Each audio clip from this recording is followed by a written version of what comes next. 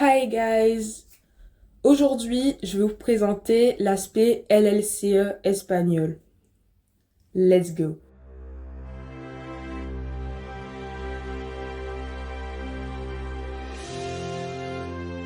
Donc, pour commencer, je suis une élève en première générale. J'ai l'aspect LLCE espagnol, maths et SES. L'aspect espagnol, c'est à peu près 4 heures en première, 6 heures en terminale. Donc, qu'est-ce que c'est LLCE espagnol? LLCE, ça veut dire littérature, et, euh, langue, culture étrangère en espagnol, de l'Espagne et de l'Amérique latine.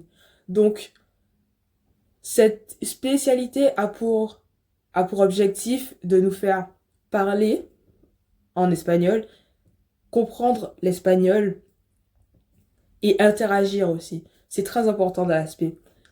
Donc, nous avons différentes parties. La partie un peu plus littérature et la partie un peu plus culture, puisque littérature, culture étrangère, ça, on fait tout en langue. Pour ceci, nous avons deux livres au programme. Le livre Caperucita and Manhattan, c'est le livre du petit chaperon rouge. Il est assez intéressant parce que les livres, maintenant dans le programme, il y a des petites, il y a des petites notes en marge pour le vocabulaire et tout est écrit en espagnol. Mais à la fin, je crois, il y a des petits résumés, des petits quiz et avec des petits QR codes aussi pour faire l'avancée. Mais je ne les ai jamais utilisés donc je sais pas trop. Après, il y a ce deuxième livre là. Je l'ai lu en une après-midi. Mais on l'a pas encore étudié. On l'a pas encore étudié. Donc, pour le niveau, je dirais que en spé, il y a de tous les niveaux. Tu peux avoir des niveaux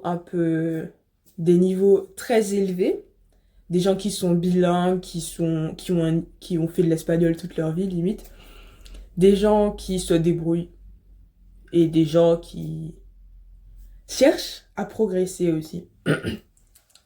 Donc, il y a vraiment pour le niveau, vraiment, faut pas avoir peur. De toute façon, on est là pour apprendre, évidemment. Donc, les types de cours, il y a différents types de cours. Il y a les cours où on va parler des œuvres. On va lire, commenter, peut-être pas analyser. On va lire, commenter, comprendre l'histoire. Il y en a ceux où on va plus apprendre la culture.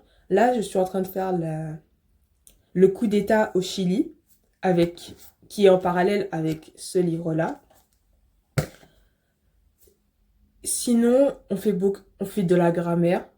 On s'arrête sur quelques notions de grammaire, mais vraiment, c'est quand tout se passe à l'oral. C'est tu arrives, tu dois faire quelque chose, on le fait à l'oral, et lorsque, on le fait à l'oral en espagnol, bien évidemment, et lorsque tu commences à parler et que tu fais une faute, le professeur, il va faire une leçon de grammaire par rapport à la faute qu'il a trouvée. Et pas une leçon de grammaire venue de nulle part, entre guillemets. Donc, qu'est-ce que je pourrais dire encore sur l'aspect espagnol? L'importance de l'aspect espagnol. L'espagnol, c'est une langue qui est très très belle. Elle est parlée par plusieurs, pers- plusieurs personnes, langue officielle, ou peut-être pas, dans plusieurs pays. Tu peux aller quasi dans toute l'Amérique latine, en Espagne. D'ailleurs, quand tu fais SP espagnol, tu as la possibilité d'aller en Espagne ou dans un pays hispanophone. D'ailleurs, j'y vais la semaine prochaine. Donc peut-être je ferai une petite vidéo sur ça. Et oui, donc c'est important pour ça. Quand tu apprends des langues, c'est bien. Parce que quand tu maîtrises le français, l'espagnol, c'est plus simple pour l'italien, c'est plus simple pour le portugais, c'est plus simple pour apprendre les langues romaines en général. Donc, on pourrait dire quoi d'autre? J'ai pas vérifié la vidéo. Euh, les types de cours. Dans une prochaine vidéo, je mettrai les, ce que pensent mes autres collègues experts de la langue en vidéo. Sinon, je crois que j'ai peut-être terminé.